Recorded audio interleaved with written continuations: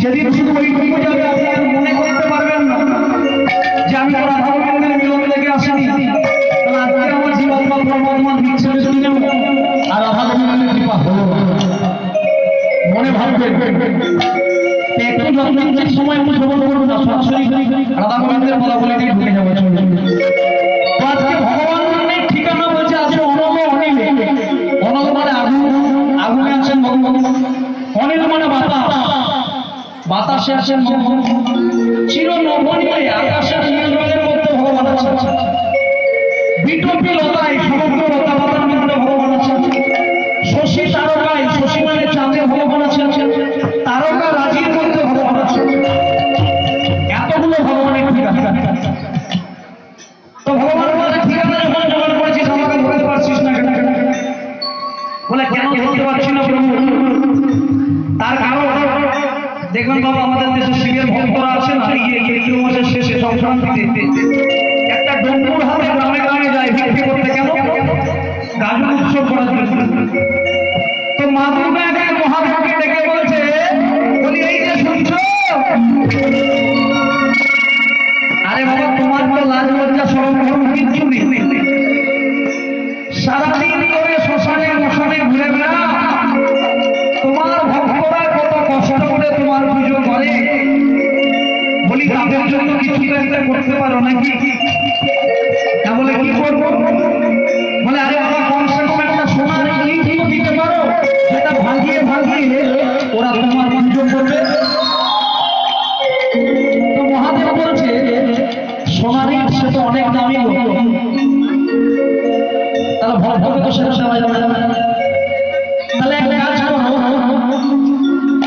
একটা হিরে দিয়ে দাও না। বলে সে তো আরো বেশি দাম, তাহলে হিরে দেওয়া যাবে না। মহাদেব দুর্গার কাছে গিয়ে বলছে, শোনো দুর্গা, কতজনকে দিলাম কেউ নিয়েও নিতে পারলো না, তাই তুমি একবার নিজে গিয়ে দিয়ে দেখে এসো যে আমার ভক্তরা হাতের কাছে পেয়েও কেমন পা দিয়ে সরিয়ে দেয়। তো মা দুর্গা একেবারে গিয়ে বোঝাই করে আপনাদের এই যে জন্মদিন করে ছড়িয়ে দিয়েছে। একটা ভিখারি রোজ গ্রামে ভিক্ষে করতে যায়, মনে মনে ভাবছে তোর বাবা রোজ ভিক্ষা করি, কেউ দেয় আমার কেউ দেয় না, তাই আজকে একটু অন্যভাবে ভিক্ষে করবো। কি না, একটু অন্ধ সেজে ভিক্ষে করবো।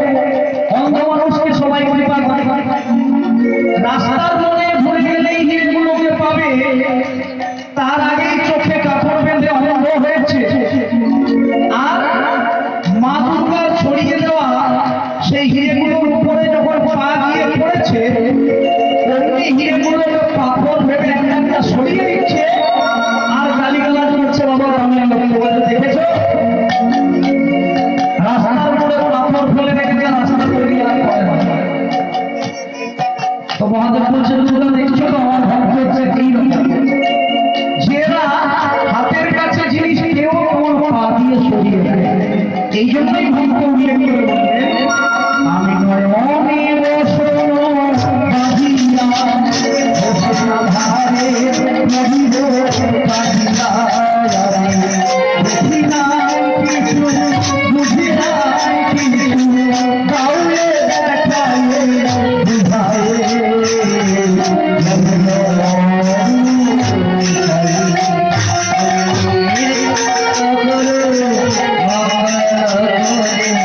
মনে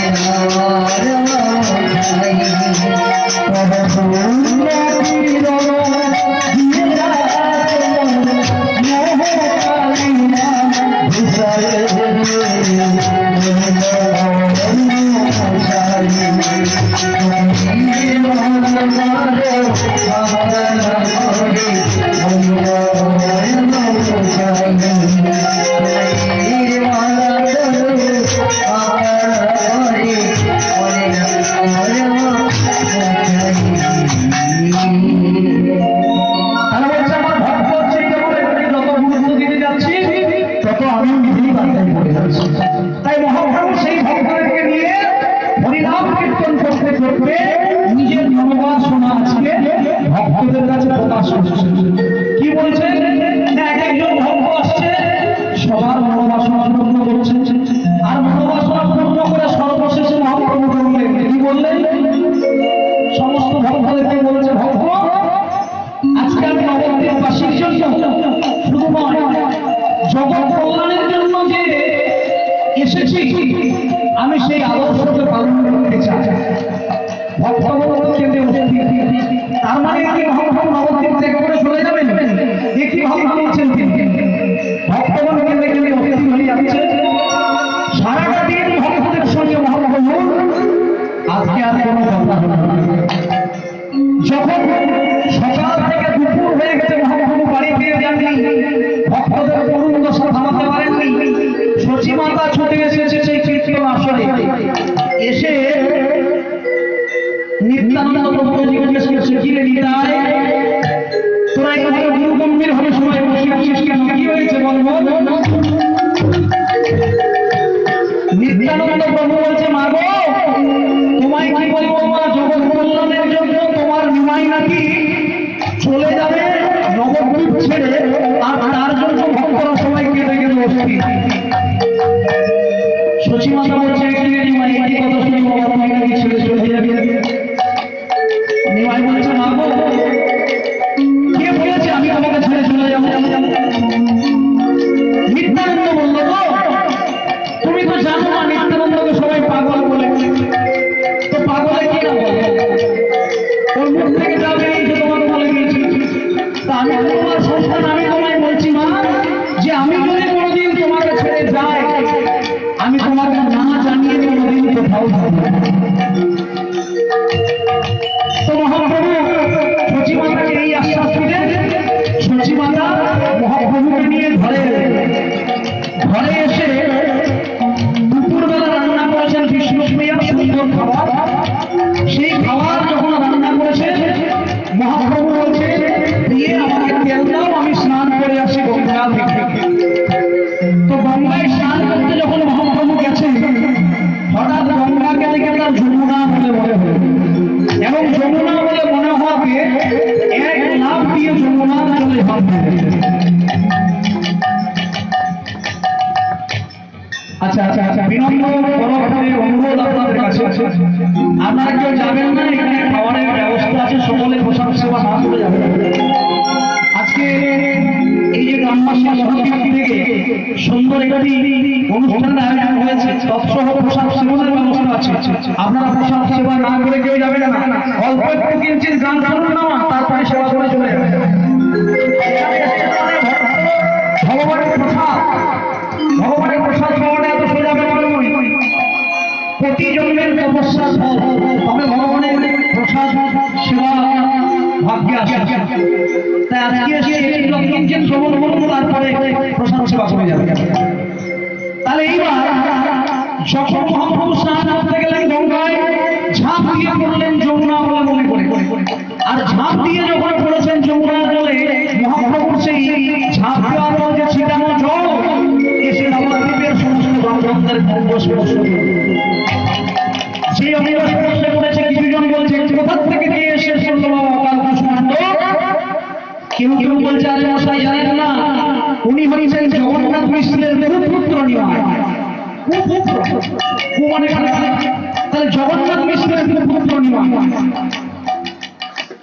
গঙ্গার জলে দাঁড়িয়ে ব্রাহ্মণ বললেন, শোনো নিমাই, তোমার পায়ের ছেটানো জল আমার রঙে স্পর্শ করেছে, তাই তুমি অপরাধী।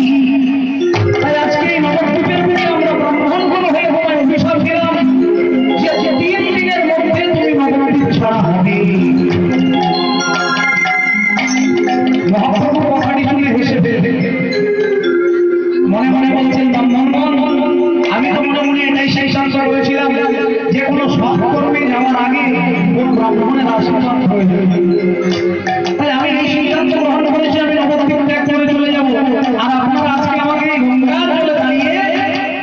আশীর্বাদ করলেন। তাই আপনাদের চরণে আমি কৃতার্থ হলাম, আমার আশীর্বাদ আবার করুন যেন আমি আমার সেবায় চিরকালের জন্য নিয়োজিত হই। এইবার গঙ্গা স্নান করে মহাপ্রভু ফিরে গেলেন ঘরে। বিষ্ণুপ্রিয়া খেতে দিয়েছে, খাওয়ার সময় মহাপ্রভু কিছু খাচ্ছেন না, চারদিকে তাকিয়ে আছে। বিষ্ণুপ্রিয়া বলছে, কি হলো প্রভু, তুমি তাকিয়ে আছো, এখন খাচ্ছ না কেন? মহাপ্রভু বলছেন, প্রিয়ে আমার আজকে ব্যাধি অসুখ হয়েছে। কি অসুখ?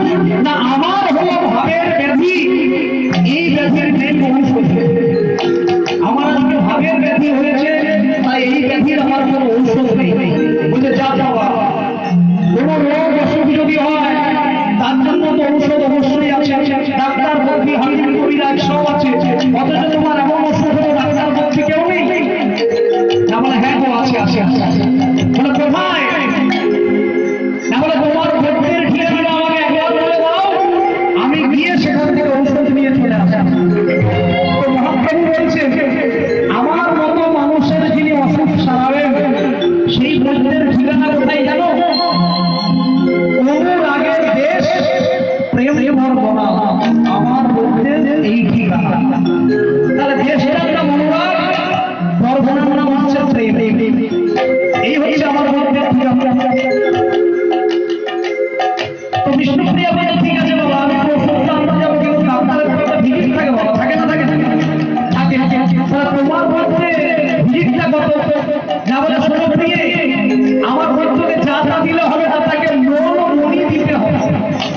মন নামক মনিটা তাকে দিতে হবে, তবেই সেই পরিবেশ ইচ্ছা করবে, না হলে বলবে। তখন বিষ্ণুপ্রিয়া বলে, ঠিক আছে, আমি আমার মন মনিটা দিয়েই ভর্তকে নিয়ে আসবো। মহাপ্রভু বলছেন, দিয়ে তুমি তো পারবে না। কেন? তার কারণ তোমার সঙ্গে যেদিন আমার বিবাহ হয়েছিল সেদিন তুমি কি বলেছিলে? যদি হৃদয়ম তদস্তু হৃদয়ম তম। কি বাবা, এটাই তো বলে। তাহলে তোমার হৃদয়টা তুমি আমাকে একবার দিয়ে দিয়েছো, মনটা আমাকে দিয়ে দিয়েছো, তাহলে তোমার এই মন মনিটা তুমি অন্য কাউকে দেবে কি? বিষ্ণুপ্রিয়া বলছে, ঠিক আছে বাবা, আমার এই মন মনিটা তোমার কাছেই গচ্ছিত আছে, তাই আমার এই মন মনিটা তুমি নিয়ে যাও, তোমার ভক্তকে নিয়ে আসো। মহাপ্রভু মনে মনে বলছে, আমার বিষ্ণুপ্রিয়ার কাছ থেকে এবার বিদায় দেওয়ার জন্য অনুমতিটা দেওয়া হয়ে গেল। এইবার বাকি রইল সচিমাতা। দিনের বেলা বিষ্ণুপ্রিয়ার হাতে খাবার দিয়েছে, রাত্রেবেলা সচিমাতার কাছে শেষ খাবার মহাপ্রভু যা খেয়েছিল সেটা কি বাবা জানেন কেউ? সচিমায়ের হাতে শেষ রান্না কি ছিল মহাপ্রভু যা খেয়েছিল? সেটা হচ্ছে লাউয়ের পায়েস। লাউ জানেন? সেই লাউ দিয়ে পায়েস তৈরি করে দিয়েছিলেন সচিমাতা। সেই লাউয়ের পায়েস সেবা করেছিলেন সচিমাতার কাছ থেকে। এবং সর্বশেষে রাত্রেবেলায় সচিমাতাকে স্বপ্ন দেখিয়ে মহাপ্রভু সন্ন্যাসী মানে নবদ্বীপ ত্যাগ করে চলে গেছিলেন। তো আজকে মহাপ্রভু যেমন নবদ্বীপ ত্যাগ করে চলে গেছিলেন, তেমনি ভাবে আজকে আমরা এক লীলা শ্রবণ করবো। বৃন্দাবনে ভগবান কৃষ্ণচন্দ্র বৃন্দাবন ছেড়ে মথুরায় চলে গেলেন। তারপর রাধারানীর যে বিরহ দশা, সেই দশাটিকে বলা হচ্ছে দশমী দশা। তাই আজকে আমরা ছোট্ট একটি পদাবলী নিবেদন করবো, রাধারানীর দশমী দশা। চলবে আমার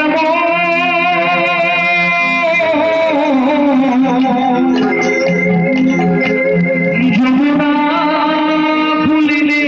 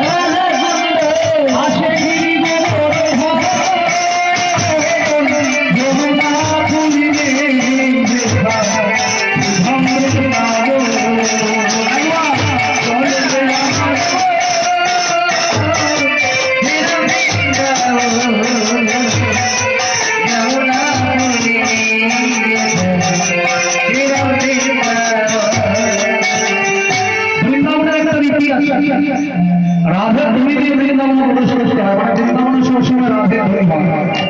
তাই সকলে একটু সমস্যা করে হাতে তালে করতালি সেবা দিয়ে বা সকলে হাত তুলে দুই হাত তুলে জয় জয় গৌর প্রেমানন্দে হরি হরি বল হরি বল। রাধে রাধে জপা করো কৃষ্ণ নাম রস পিয়া করো। হরি রাধে জপা করো কৃষ্ণ নাম রস পিয়া করো।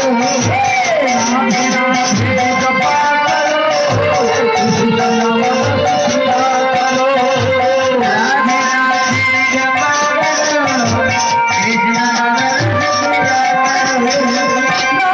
রাধে জপা করো কৃষ্ণ নাম রস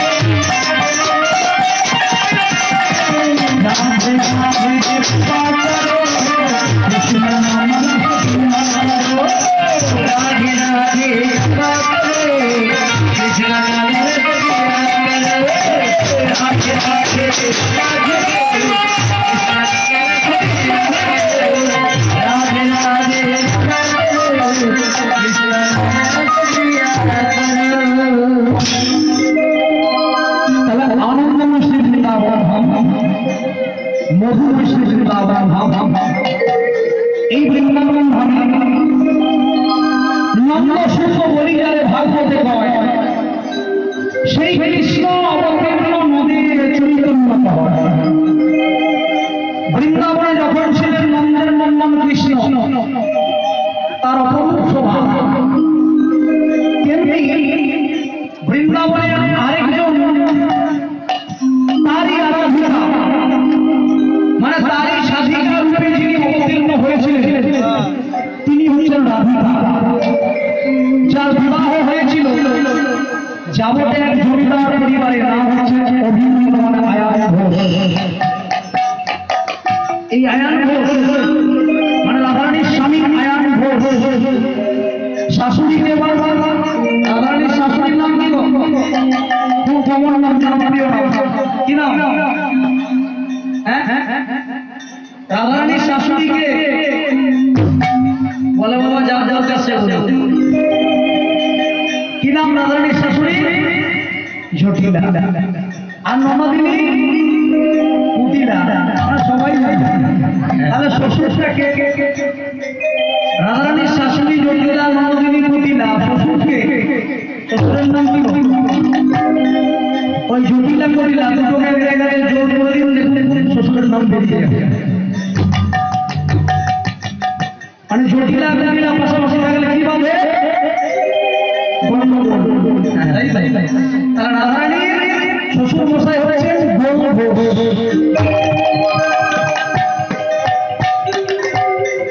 রাধারানীর বাবা হচ্ছে রাজা বৃষভানু।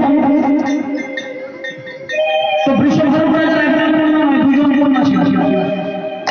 বড় মেয়ে হচ্ছে রাধা আর ছোট মেয়ে হচ্ছে অনঙ্গ মন্দির।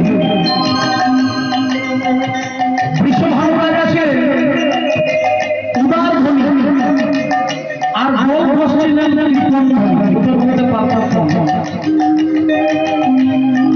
তো বৃষভানু রাজা মনে মনে ঠিক করেছিলেন যে তার দুই মেয়েকে একটা পরিবারে তিনি বিবাহ দেবেন, যে পরিবারে একসঙ্গে দু ভাই আছে। কার বাড়িতে আছে?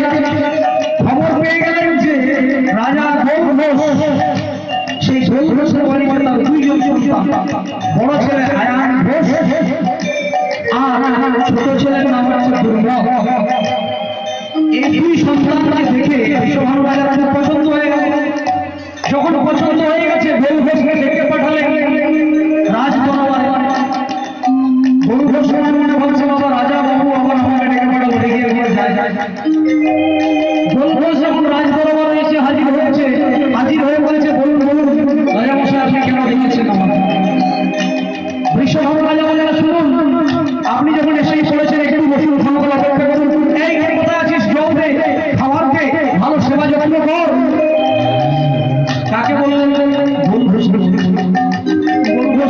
ভালোবাসা বাবা রাজগুরু বাবা আবার এত সেবা যত্ন খাতির কেন কেন করছে আমাদের উন্নত করছে বিশ্ব ভালো রাজা বলছে মশাই এসেই যখন করেছে আপনাকে একটা কথা রাখতে হবে কি কথা না আমার দুই মেয়েকে আপনার দুই সন্তানকে আমি বিবাহ দিতে চাই বলছে কি বাবা এটা অসম্ভব ব্যাপারে না হয় বিশ্ব ভালো রাজা বলছেন কেন হয় না বলেন দেখুন আপনি হচ্ছেন রাজা আর আমি হচ্ছি প্রজা সমানে সমানে ছাড়া তিনি হয় আর সমানে সমানে ছাড়া আত্মীয়তা সম্পর্ক আপনি রাজা রাজা আপনি আপনার মেয়েকে আমার সঙ্গে দিয়ে দেবেন বলে না আপনার ছেলেগুলো আমার পছন্দ হয়েছে বলছে মশাই আপনার পছন্দ হলে তো হবে না আমার তো পছন্দ হয় আমি কিন্তু বিবাহটা দিতে পারবো কেন তখনকার দিনে একটা রীতি ছিল এখনকার দিনে যেমন বিবাহ করলে পাত্রপক্ষ পাত্রীপক্ষের কাছ থেকে পণ নেই এখন যদিও পণ প্রথা অনেকটা উঠে গেছে কিন্তু তবুও কিছু কিছু ক্ষেত্রে এমন আছে পাত্রপক্ষ যেমন পাত্রীপক্ষের কাছ থেকে পণ নেই তেমনি তখনকার দিনের একটা প্রথা ছিল পাত্রীপক্ষ পাত্রপক্ষের কাছ থেকে পণ নেই এবার বলছে আমার রাজা ভীষণ ভালো তার সঙ্গে যদি আমার ছেলেগুলোর বিয়ে দিয়ে আমার সম্পত্তি শেষ হয়ে যাবে কেন রাজাকে আমাকে সব শুয়ে দিয়ে অতএব না রাজা মশাই আপনার সাথে আমি রাজি হলাম না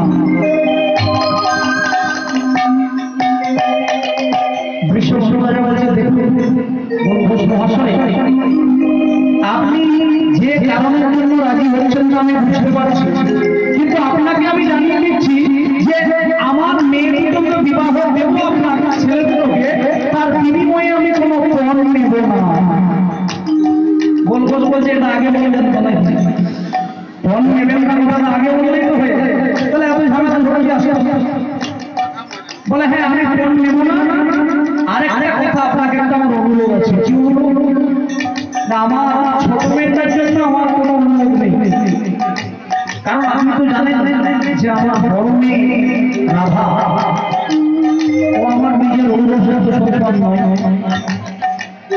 অনেক শৈশবকালে আমার স্ত্রী কৃতিকা যমুনাতে স্নান করতে গিয়ে সেই থেকে সেই মেয়েটা আমার ঘরে বেড়ে যাচ্ছে রাধা রূপে তাই ছোটবেলা থেকে আমি তাকে মা বাবার অভাব কোনোদিন বুঝতে আর আমার মেয়েটা নিজের হাতে কোনোদিন ধরতে পারে সংসার সম্পর্কে তার কোনো ধারণাই নেই তাই ওর সুখের কথা ভেবে আমি ওর কাজ করে দেওয়ার জন্য 8 জন সখী নিবন্ধ করে রেখেছি কারা 8 জন সখী ললিতা বিশাখা চন্দ্রমতি রেখা রঙ্গদেবী সুদেবী চিত্রা তুঙ্গবিদ্যা এই হচ্ছে 8 জন সখী আমি নিয়ম করে রেখেছি তাই কিছু যদি মনে না করে ওর সুখের কথা ভেবে যদি ওই 8 জন সখীকেও আপনি সঙ্গে করে নিয়ে যান বলবো শুনুন বলছে এত বাবা বড় বড় খারাপ এমনিতে দুই মেয়েকে নিয়ে যাচ্ছে আমার 8 জন সখী মানে 8 থেকে 10 জনের খাবার ভাগ ভাগ হইতে হবে ঠিক আছে কথা রাখবো বলেছি অতএব যদি না রাখি বলবো বড় ভুলের কথা দাম নেই ঠিক আছে আপনি যখন বলছেন আমি 8 জন সখীকে সঙ্গে করে নিয়ে যাচ্ছি এইবার বিশ্ব ভালো রাজা বলছেন মহাশয় আপনার একটি অনুরোধ আছে কি অনুরোধ না রাধারই যে 8 জন সখী তাদের সেই 8 জন সখীকেও আমি কোনোদিন জীবনে কোনো কষ্ট বুঝতে দিই তাই তাদের জন্য এক একজনের জন্য আমি 8 জন করে এত সখী নিয়োগ করেছি মানে 8 আসতে 64 সখী যদি দয়া করে তাদেরকে একটু এত করে বলবো শুনবো ভাবছি তো মহাভারত আবার বলেছি কথা করে বাবা যদি না রাখি তাহলে বলবে বাবা ঠিক আছে রাজা মশাই আপনি যখন বলছেন আমি ওই 64 জন সখী আর এদিকে রয়েছে 8 জন মানে 64 আগে 72 আর 2 জন মানে 74 এই 74 জনকে আমি নিয়ে চললাম তাই রাধারানীর সঙ্গে আয়ানের আর অনন্ত মন্দির সঙ্গে দুর্গদের বিবাহ হবে বিবাহের পরে 5 রাত্রি রাত্রিতে রাধারানী বিছানায় শুয়ে শুয়ে কাঁদছে। শুধু এমনি এমনি কাঁদছে না, মুখে কিছু যেন শব্দ করে করে রাধারানী কাঁদছে। মাঝ রাত্রে হঠাৎ করে আয়ানের ঘুম ভেঙে গেল, কান্নার শব্দ শুরু।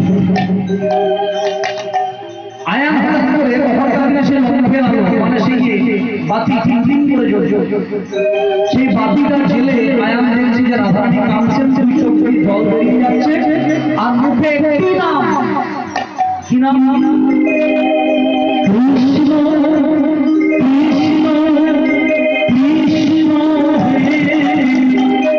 কৃষ্ণ কৃষ্ণ কৃষ্ণ হে কৃষ্ণ কৃষ্ণ কৃষ্ণ হে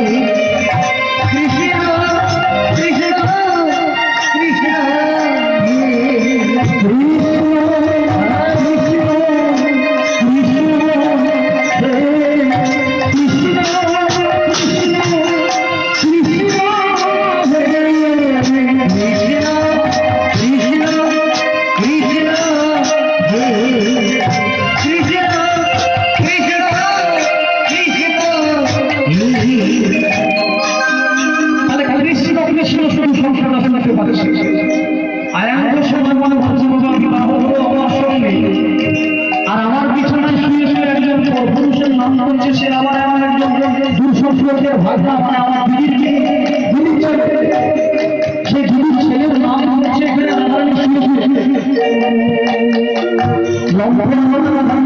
সামনে গিয়ে ধরেছে। আয়ান দেখে চমকে উঠল। কি দেখে চমকে উঠল?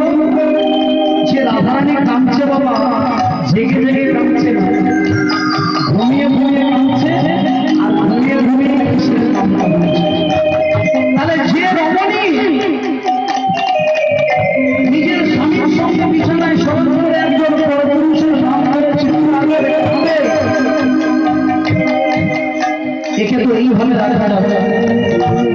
তাই সেদিন থেকে আয়ান সিদ্ধান্ত নিয়ে নিল যে কাঁদতেই যদি হয় তুমি এমন একটি জায়গাতে অবস্থান করে কাঁদো যে জায়গার কান্না তোমার এই পৃথিবীতে কেউ কোনোদিন শুনতে পারবে না।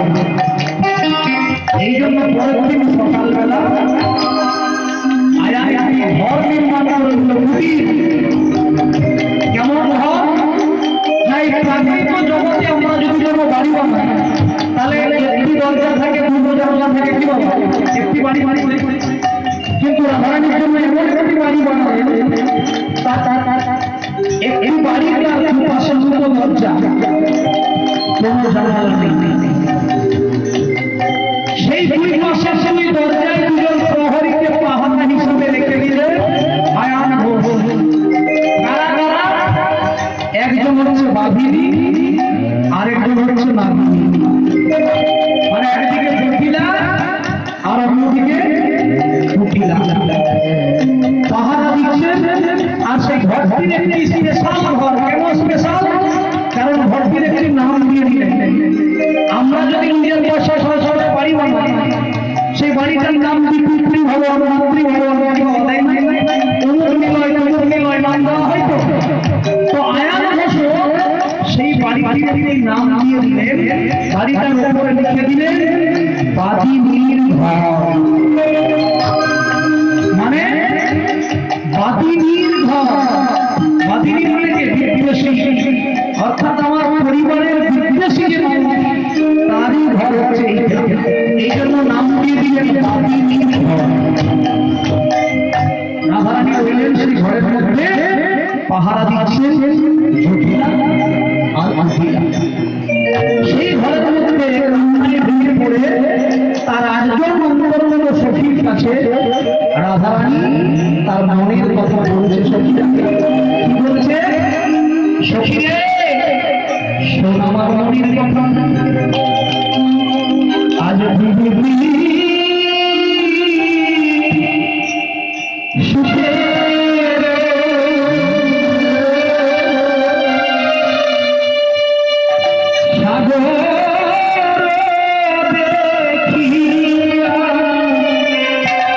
নাহি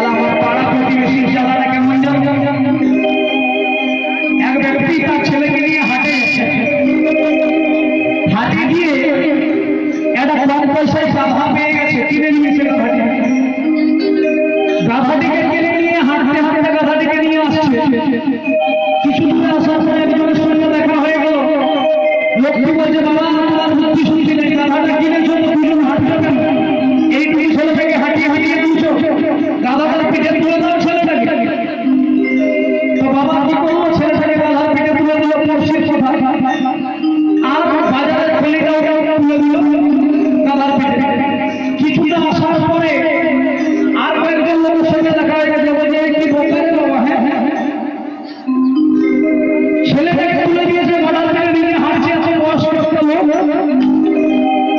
পড়শি লোকগুলো ছেলেটাকে যায় খোকা তোর বুদ্ধি করে হবে রে, তোর বাবা হেঁটে হেঁটে যাচ্ছে আর তুই বাজার কিনে তুলেছিস। তো ছেলেটা সেই বুদ্ধি নেমে গেল, বাবা উঠে গেল। এবার বাবা যখন উঠে গেল ছেলে হাঁটতে হাঁটতে যাচ্ছে, আবার কিছু লোক পড়শির সঙ্গে দেখা বলছে এরকম জ্ঞান গম্য নেই, বাচ্চাটাকে হাঁটিয়ে নিয়ে যাচ্ছে, নিজে বাড়ি বাজার কিনে উঠে গেছে। ভাই লোকেরা কথা শুনতে শুনতে লোকরা কি করলো, ছেলেকেও নামালো নিজেও নামলো, বাজারের দিকেও নামালো, নামিয়ে গাধাটির চারটে পা দড়ি দিয়ে সুন্দর করে বেঁধে দিল, আর মাঝখানে একটি লাঠি দিয়ে সেই গাধাটিকে একদিকে ছেলে একদিকে বাবা কাঁধে করলো, দিয়ে কাঁধে করে ঘরে নিয়ে আসছে। কিছু কিছু লোক বলছে বাবা দেখে বুদ্ধি শুদ্ধি বলে নাই, গাধাটা কিনেছে আমার কাঁধে করে গাধাকে ঘর হইতে হইতে নিয়ে আসছে। তো পড়শির সেবা হচ্ছে এইরকম, এ বলবে আমি আমার ও বলবে আরেকটা, আরেকটা বলবে আরেকটা। তোরা ভাই বলছে আমার ঘরের লোক কোনোদিন গালাগালি করতেই পারে, কিন্তু পাড়া প্রতিবেশীর জ্বালা আমি সহ্য করবো কেন? তাই গুরুজন জ্বালা জলের রসেওয়ালা, পড়শি জীবন মাছে, আর কুলের জন্য কুল মানে আমার বংশ, সেই বংশের লোকগুলো কেমন জানো, ওগো কুলে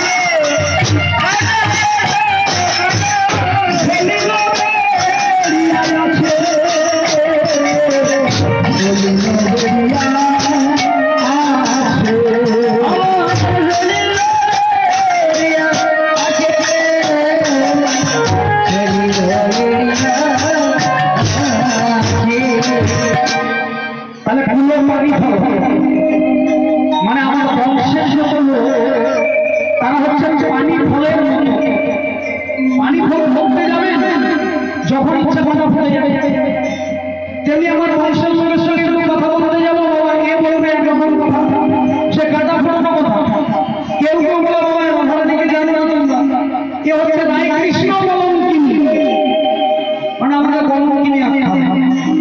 তাহলে এই হচ্ছে আমার কুলের লোক, আমার বংশের লোক, তাই তোরা তো আমার অন্তরঙ্গ শ্বশুর, তাই তোরা আমার মায়ের মানে ভালোবাসার কি এই করি না, ভালোবাসার কি এই করি না, ভালোবাসার কি এই করি না, ভালোবাসার কি এই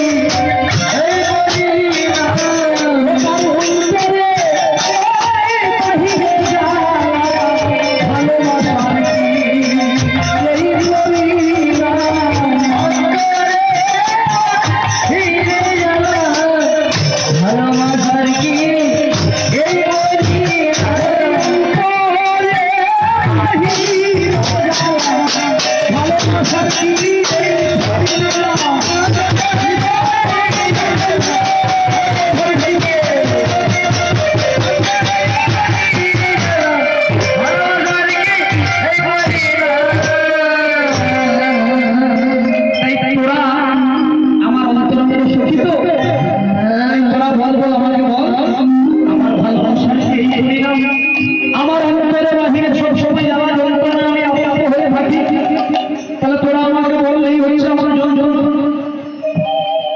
এইবার সচিবন বলছে ঠিক আছে রাধে, তুই যখন এই সিদ্ধান্ত করেছিস তো আজকে আমরা গোবিন্দ দর্শনে যাবো, নিয়ে মিনিটে যাবো বললে হবে না, কলসিটি কাঠি নিয়ে যমুনার কূলে জল আনার ছলে আমরা যাবো গোবিন্দ দর্শন।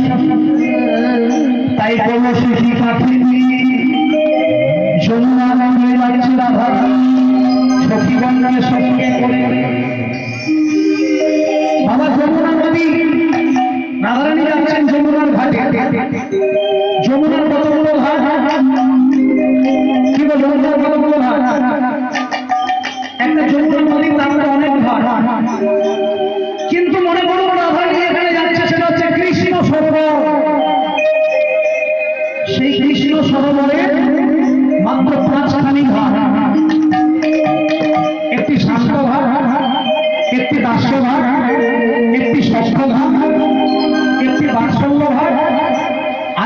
হচ্ছে মধুর ঘাট। এই জন্য বললাম তার পঞ্চদিকে ঘাট, পঞ্চদিকে বাট। যে ঘাটে যে যায় সে বিচারে সুখ আদি নারদ হেরি পূর্ণ হক নীল রূপে তাই সংকরে। মানে তারা সাঁতার কাটে। তাহলে সব ঘাটে সবাই যেতে পারে না। আপনাদের এই এলাকাতে যদি কোনো পুকুর থাকে, একটু ভালো করে পরীক্ষা করে দেখবেন সেই পুকুরে আগে যখন স্নান করা হতো তখন বলবে এই দিকটা মেয়েরা স্নান করবে, এইদিকে ছেলেরা স্নান করবে। কি ঘাটের ভাগ ছিল? সেই রকম কৃষ্ণ সরোবরের পাঁচখানি ঘাট, সেখানে 5 ধরনের লোকেরা যেত। শান্ত ঘাটে কারা? শান্ত ঘাটের ভক্ত কারা ছিলেন? সনাতন, সনাতন, ঋষিকল্প, দেবর্ষি নারায়ণ, এরা হচ্ছেন শান্ত ঘাটের ভক্ত।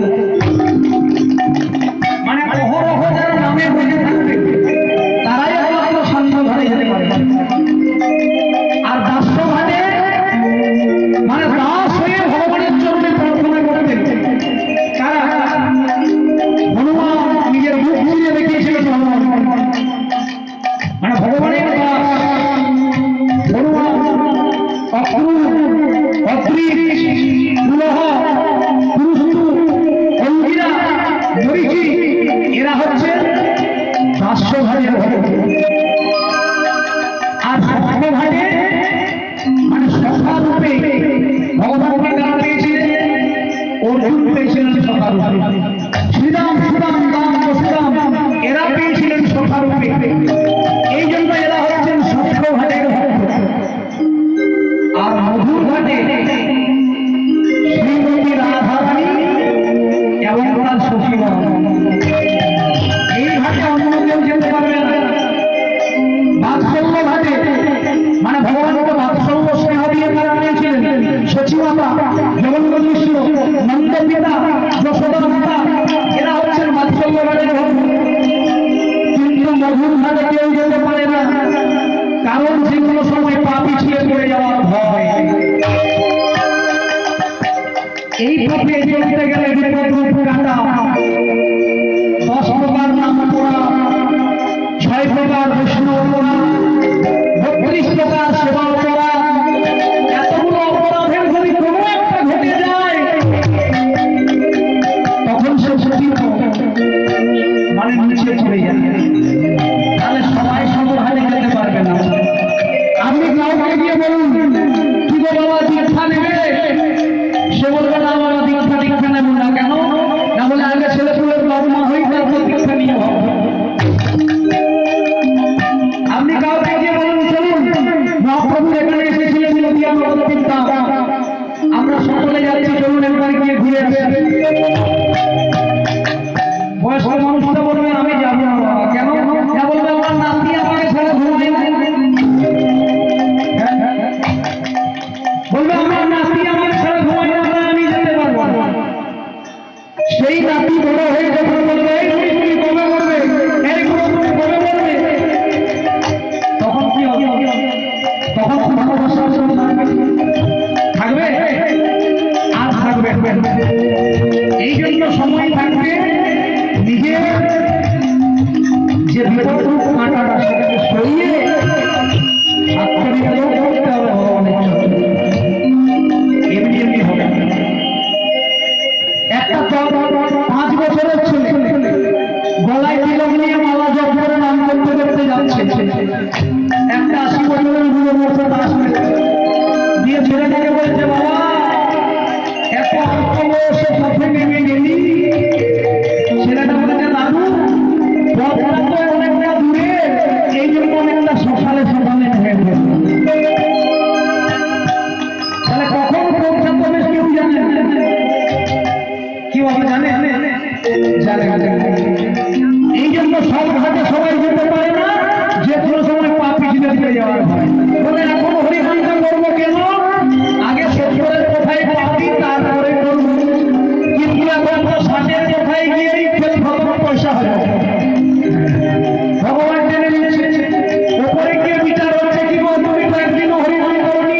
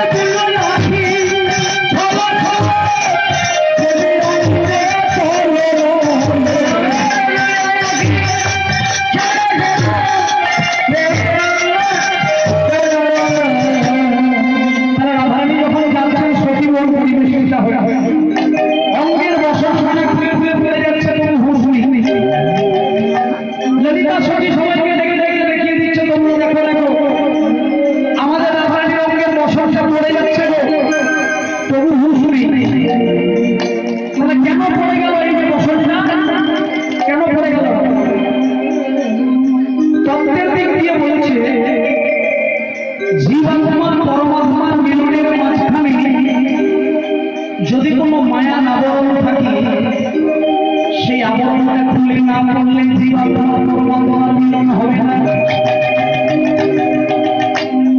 ভক্ত ভগবানের মিলনের মাঝখানে যদি কোনো মায়ার আবরণ থাকে, সেই আবরণটা খুলে না করলে ভক্ত ভগবানের মিলন হবে না।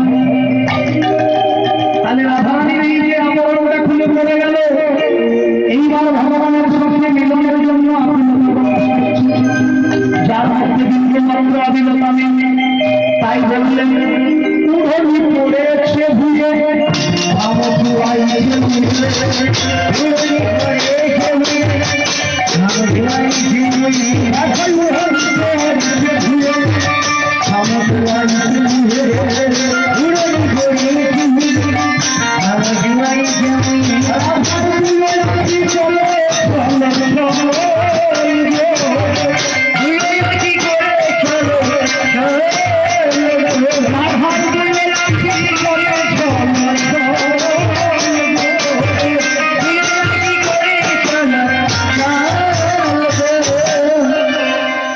এই জন্য দর্শনটা পড়ে গেল। এইবার ভক্তের সঙ্গে ভগবানের মিলনের আকুলতা প্রকাশিত হচ্ছে, যার মধ্যে বিন্দুমাত্র আবিলতা নেই।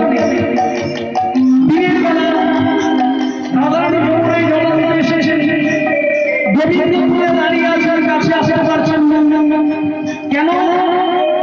কারণ রাধারানী অন্যের ঘরে আবার গোবিন্দপুরে দাঁড়িয়ে দেখছেন, লোকে যদি দেখে ফের কোথায় কি করবে, এই জন্য তার ভয় হয়েছে। তাই দূর থেকে দেখতে পেয়ে গোবিন্দ রাধারানী যেই জলটা ডোবাতে যাবে যমুনাতে, ও দুই মামনি গিয়ে বলেছে রাধারানী,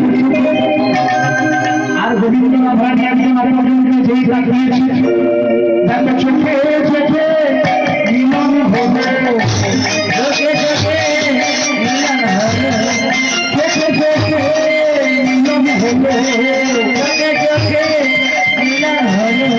খবর দরজা খোলা ছিল, চোখে চোখে মিলন হবে, খোলা ছিল, চোখে চোখে মিলন হবে। তাহলে সবার দরজা খোলা ছিল, তাই চোখে চোখে মিলন হয়ে গেল। বাবা আমাদের ঘরে কতগুলো দরজা? কার ঘরে কতগুলো দরজা? অনেক দরজা, তাই না? কিন্তু আমাদের এই দেহ ঘরটার কথা বলা হচ্ছে। এই ঘরে কতগুলো দরজা? বাংলাদেশের একজন বিখ্যাত কবি, নাম হচ্ছে আল্লাহর ফকির, তিনি বলে দিয়েছেন যে আমাদের এই ঘরটার কতগুলো দরজা? আট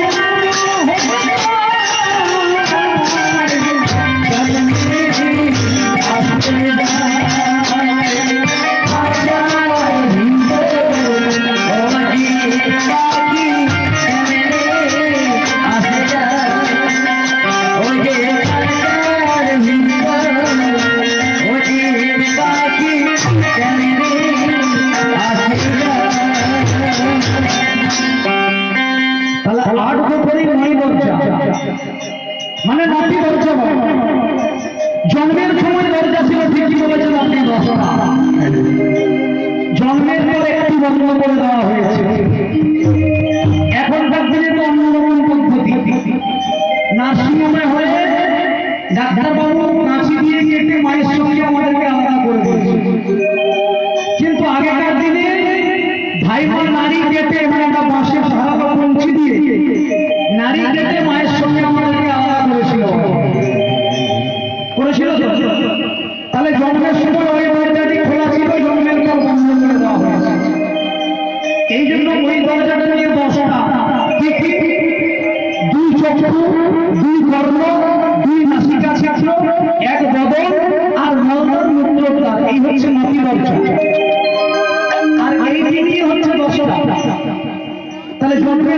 চিহ্ন করে দেওয়া হয়েছে। তো বললেন তুমি নিজের টাকা খরচ করে নিজের পয়সা খরচ করে দামি গাড়ি করো, দামি বাড়ি করো, তার জন্য সরকারকে কর দাও।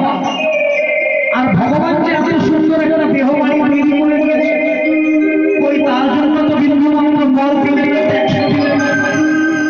এই জন্যই পদবর্তা লিখলেন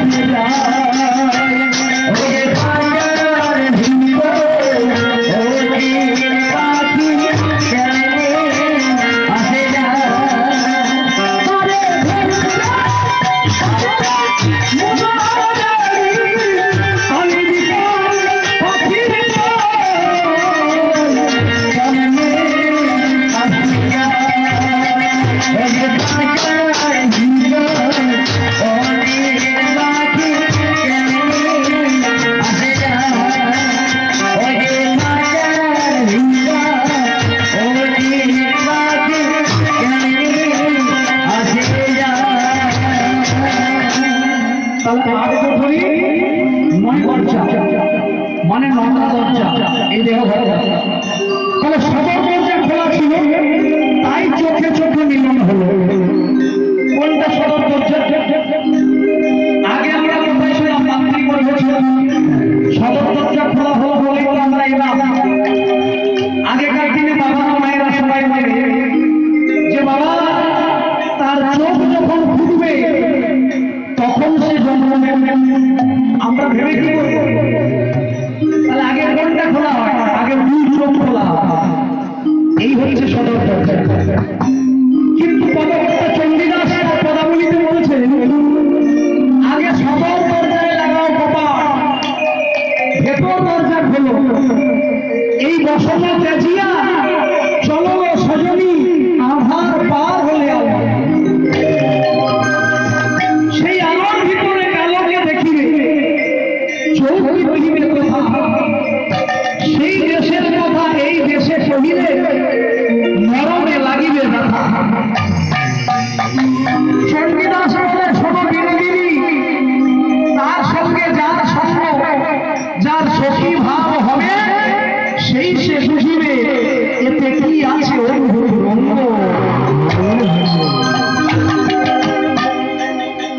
তাহলে আগে সদর দরজায় লাগাও কপাট, মানে দুই চোখ বন্ধ করো। ভেতর দরজা খোলো, মানে এখানে একটা চোখ আছে এর নাম দীপ। দীপ মানে আলো, প্রভা, ছটা, কান্তি দেখা যায়। এই বসন তেজিয়া মানে বিষয় বাসনা ত্যাগ করে চলো সজনী আধার পার হলে আলো। আমাদের জন্মটা হচ্ছে কামনার জগতে। কামনাকে অতিক্রম করতে না পারলে ভগবত কৃপা হয় না, ভগবানের চরণেও আশ্রয় গ্রহণ করা যায়। তাহলে কামনার জগৎ থেকে ফিরে আসতে হবে। সবাই আসতে পারবে না, কারা পারবে?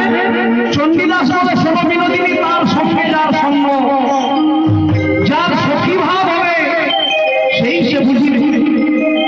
তাহলে সখী ভাব না হয়, গোপী প্রেম না এলে, অন্তরে সঞ্চয় না করলে ভগবত কৃপা লাভ করা যায় না। এখন গোলাপ ফুলকে নির্যাস করলে একটা আতর সেন্ট তৈরি হয়, সেই সেন্টের দাম অনেক বেশি। তেমনি কৃষ্ণের পূর্ণ শক্তিটাকে নির্যাস করে যে রস মিশ্রিত হয়েছিল তাকে ভক্তির ডেলা পাঠিয়ে রাধা সম্মোহিনী শক্তিটাকে তৈরি করা হয়েছে। তাই কৃষ্ণ তত্ত্ব জানতে হলে রাধার চরণ পদ্মে আশ্রয় গ্রহণ করতে হবে।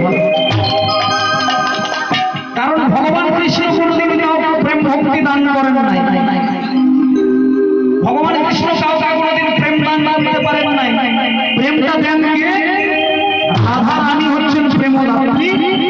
তাই তিনি একমাত্র প্রেম দিতে পারেন।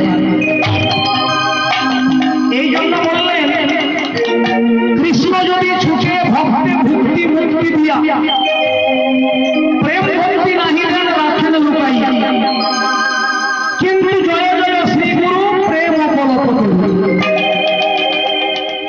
গুরু পারে না প্রেম দিতে, যে গুরু জেনেছে সেই পারবে প্রেম দিতে। তাহলে বাবা রাত্রি তো অনেক হয়ে গেল, 11টা বেরিয়ে গেছে, 5 দিন ধরে রাত দেখছেন, সময় আর বেশি কথা বলা কথাগুলো লেখা হয়ে যাচ্ছে না।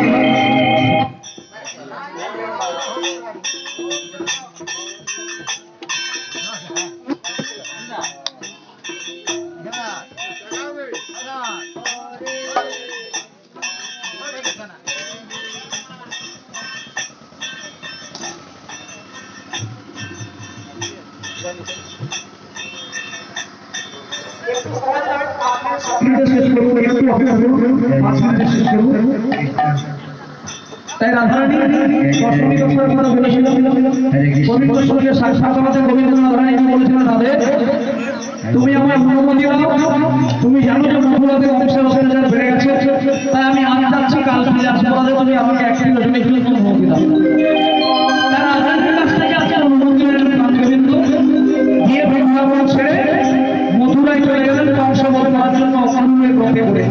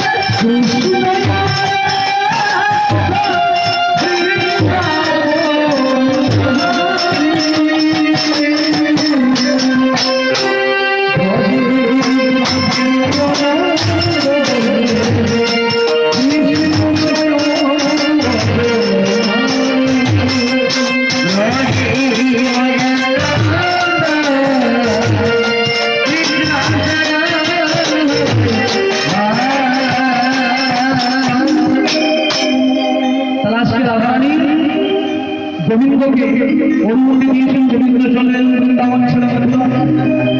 বৃন্দাবন হচ্ছে সৌন্দর্যের জায়গা, মাধুর্যের জায়গা, আর মথুরা হচ্ছে ঐশ্বর্যের জায়গা।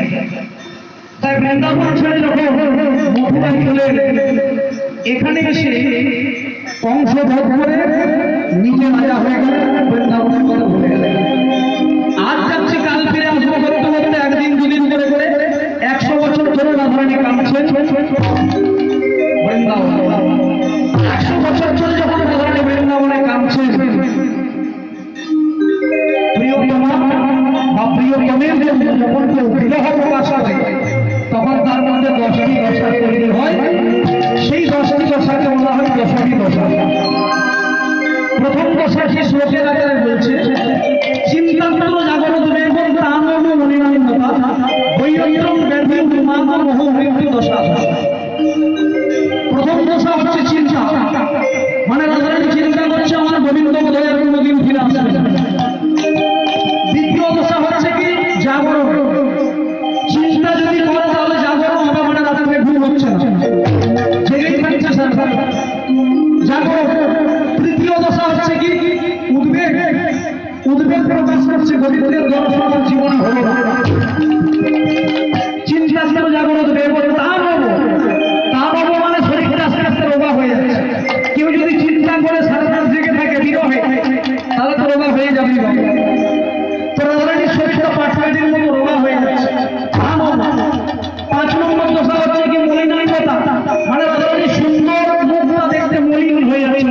ভালো হয়ে যাচ্ছে। তারপর ষষ্ঠ দশা হচ্ছে বৈয়ত্তম। বৈয়ত্তম মানে আগের দশা, মানে আগের কথাগুলো আপনারা মনে করতে পারছেন না। আমাদের কিছু কিছু সময় ঘটে এই জিনিসটা কোথায় রাখলাম যে মনে করতে পারছি না, এরকম হয়। তো রাধারানীর এই দশাটাকে বলা হচ্ছে বৈয়ত্তম দশা, মানে পুনরায় কোনো কিছুকে স্মরণ করতে না পারে। তারপর সপ্তম দশা হচ্ছে ব্যাধি। ব্যাধি মানে রোগ আক্রান্ত, জ্বর হচ্ছে, মাথা ব্যথা সারছে দীর্ঘ সময় ধরে, নিজের প্রতি নিজের অবহেলা হলে যা হয়, এটা হচ্ছে অষ্টম দশা। আর নবম দশা হচ্ছে কি, সরি অষ্টম দশা হচ্ছে উন্মাদ। উন্মাদ হচ্ছে কি, মানে যখন ব্যাধি আক্রান্ত হচ্ছে, রোগগ্রস্ত হচ্ছে, পুনরায় নিজের কথা মনে করতে পারছে না, তখন আস্তে আস্তে করে পাগলের ভাব চলে আসছে। পাগল যদি হয়ে যায় তারপর কি হবে, পাগল হওয়ার পর সর্বশেষ নবম দশা হচ্ছে মোহ দশা। মোহ মানে যাকে আমরা কোনো আসলে চোখে তাকিয়ে আছে একটা মানুষের বেঁচে থাকার অবলম্বন করতে, চোখে পলক পড়ছে কিনা, হাতে নাড়ি চলছে কিনা, আর নাক দিয়ে শ্বাস প্রশ্বাস হয়েছে কিনা। রাধারানীর এমন দশা তিনটের কোনোটাই নেই। তাহলে কি দেখে বোঝা যাচ্ছে বেঁচে আছে? তার নামের কাছে গিয়ে যদি কৃষ্ণ নাম বলে, দুই নয়নের দুই বলতে দুই ফুল মঞ্জুর বেরিয়ে পড়ে, এই দেখে বোঝা যাচ্ছে দেহে প্রাণ আছে। এই দশাটাকে বলা হচ্ছে কুমাসকে বা মোহ দশা। আর সর্বশেষ দশা, যেখান থেকে আর ফিরে আসা যায় না, তার নাম হচ্ছে মৃত্যু। এই দশটি দশা। তারা রাধারানীর মধ্যে আজকে মৃত্যু নেই। রাধারানী বলছেন মৃত্যু যদি আসতো আমার ভালো হতো।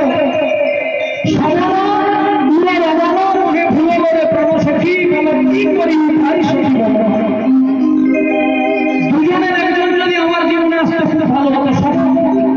সমন মানে হচ্ছে যোগ।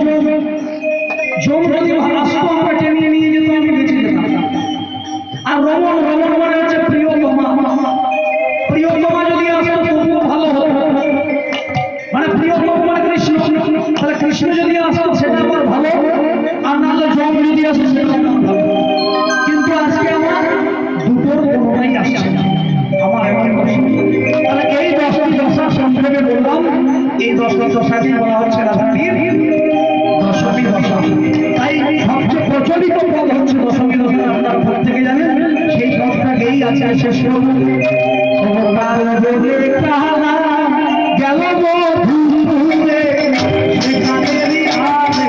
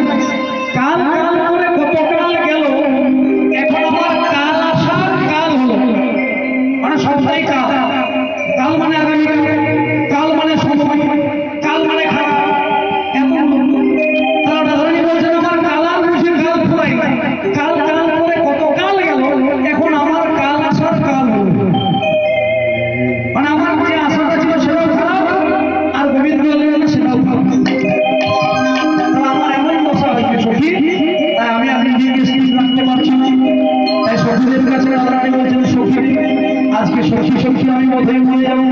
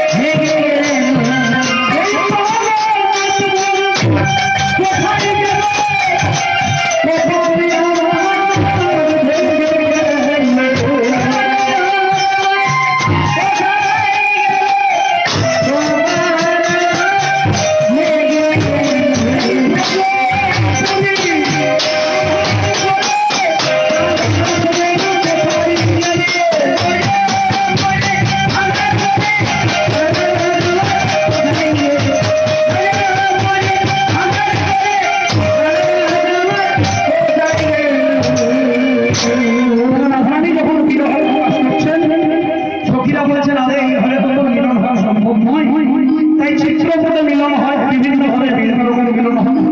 তাই রাধারানী স্বপ্নের ঘরে বিভোর হয়ে আজ গোবিন্দের সঙ্গে মিলনের আকুলতা প্রকাশ করছে। সখীগণ বলছে ভিক্ষা বৃত্তি বিনা রাধা গোবিন্দের সেবা কখনো পুষ্ট হয় না। তাই আজকে সখীগণ ভিক্ষা বৃত্তি করে রাধা গোবিন্দের সেবা দিচ্ছেন।